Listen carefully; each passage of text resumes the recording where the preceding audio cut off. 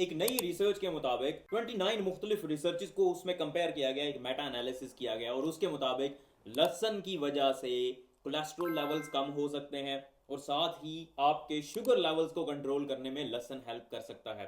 Blood glucose levels कम हो सकते हैं और कोलेस्ट्रोल को, स्पेशली जो एलडीएल कोलेस्ट्रोल होता है, जो नुकसान पहुंचाने वाला कोलेस्ट्रोल होता है, उसको कम करने में लहसुन का एक किरदार है। लहसुन के अंदर एक केमिकल होता है जिसको एलिसिन कहा जाता है, सल्फर कंटेनिंग कंपाउंड है, उसी की वजह से स्मेल भी आती है। और भी इस तरह के एलिसिन की तरह के कंपाउंड्स हैं और यही वो कंपाउंड्स हैं जिनकी वजह से आपको ये सारे फायदे मिलते हैं। इसमें एलिसिन जो कंपाउंड है इसके और भी बहुत सारे फायदे देखने को मिले हैं। ये एंटीबायोटिक प्रॉपर्टी रखता है, मतलब कि जो जरासीम होते हैं उनको ख़त्म करने में, उनके खिलाफ लड़ने में इसका एक रोल है। इसके अलावा और भी बहुत सारी चीज़ें हैं। लेकिन प्रॉब्लम कहाँ पे आता है, देखें, ये जो रिसर्चेज होती हैं ना, ये हमें सिर्फ एक क्लू देती हैं, एक हिंट देती हैं कि ये चीज़ हो सकती है। इसका ये मतलब हरगिज़ नहीं होता कि अब आप दवाइयाँ छोड़ के लहसुन इस्तेमाल करना शुरू कर देंगे तो आपको बहुत फ़ायदा होगा। हो सकता है इसके अंदर कुछ ऐसी चीज़ें भी हों, अगर आप बहुत ज़्यादा इस्तेमाल करें तो उसकी वजह से आपको नुकसान भी होना शुरू हो जाए। इसीलिए जब तक प्रॉपर हर पहलू को नहीं देख लिया जाता तब तक इनको रिकमेंडेशन के अंदर शामिल नहीं किया जाता कि इतना लहसुन आपने रोज़ाना इस्तेमाल करना। जैसे सब्जियों का है ना कि आपने रोज़ाना इतनी सब्जी या फ्रूट्स इस्तेमाल करने हैं, वो आपके लिए ज़रूरी हैं, आपकी सेहत के लिए ज़रूरी हैं। लेकिन लहसुन को ऐसा इस तरह से अभी रिकमेंडेशन में शामिल नहीं किया गया। लेकिन फिर भी बहुत सारे लोग इस दुनिया में हज़ारों सालों से इस्तेमाल करते आ रहे हैं और उनको फ़ायदे होते आ रहे हैं लहसुन के। तो इसलिए ये एक हेल्थी एडिशन है। आप लोग, स्पेशली जो एशियन लोग हैं, ये तो बहुत ज़्यादा इस्तेमाल करते हैं। हमारी हांडी और जितनी भी स्पाइसी खाने होते हैं उनके अंदर लहसुन का इस्तेमाल बहुत ज़रूरी होता है और इससे बड़ा ज़बरदस्त टेस्ट आता है। अच्छा Shoaib, Islamic point of view से बताएं लहसुन के क्या फ़ायदे होते हैं। इस्लामिक पॉइंट मतलब इसमें तो कुछ वो ऐसा नहीं है कि Islamic point of view different है और बाकी जो है वो मुख्तलिफ है। हाँ, एक एक मुझे वाक़या याद है कि हजूर सल्लल्लाहु अलैहि वसल्लम ने जब हिजरत की तो वो जिनके घर में रुके थे उनका नाम था खालिद बिन जैद, जिनको अबू अयूब कहा जाता है। तो वो खाना बना के आप सल्लल्लाहु अलैहि वसल्लम को दिया करते थे।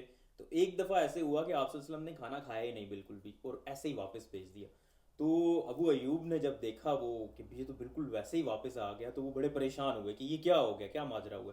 फ़ौरन से भाग के गए आप सल्लल्लाहु अलैहि वसल्लम के पास कि ये आपने खाना क्यों नहीं खाया। तो आप सल्लल्लाहु अलैहि वसल्लम ने फरमाया कि इसमें लहसुन है और लहसुन मुझे पसंद नहीं है।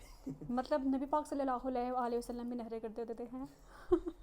वेल, पसंद, हाँ, उनकी भी जाहिर है, हर इंसान की पसंद नापसंद होती है, तो उनकी भी बहुत सारी चीज़ें थी जो हराम नहीं है इस्लाम में। इसका ये मतलब नहीं है कि लहसुन खाने से मना कर दिया गया कि आप इस्तेमाल नहीं कर सकते।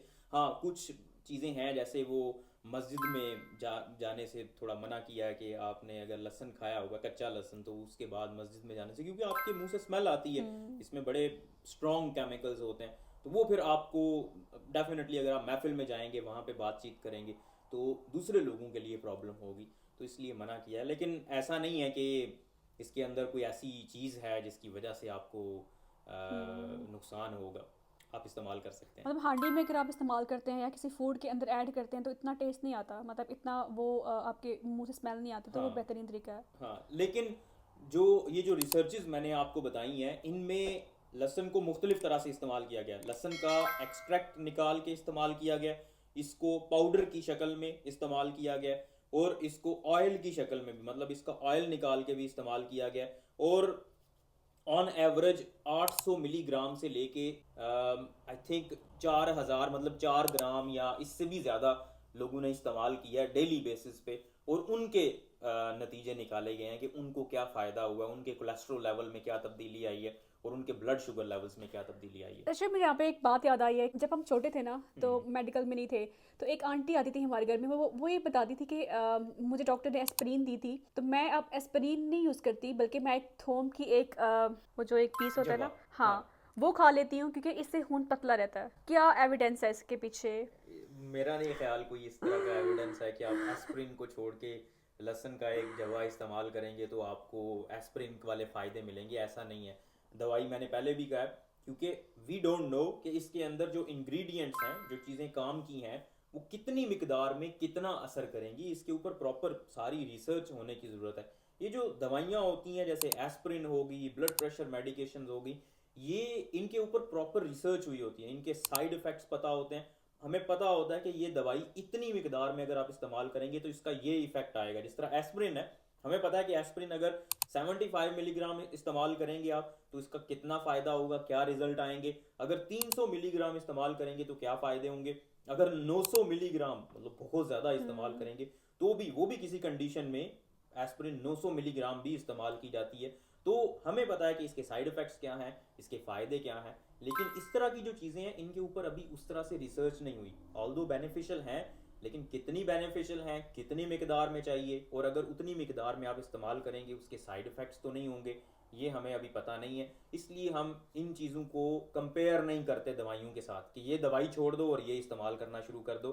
पर्सनल चॉइस है डेफिनेटली। अगर कोई चाहता है कि वो दवाई ना इस्तेमाल करे, उसे पता है कि ये साइड इफ़ेक्ट्स होंगे, वो डेफिनेटली कर सकता है। लेकिन डॉक्टर्स आपको रिकमेंड नहीं करते कि आप दवाइयाँ छोड़ दें और इस तरह की चीज़ें इस्तेमाल करना शुरू कर दें। सही, शुक्रिया।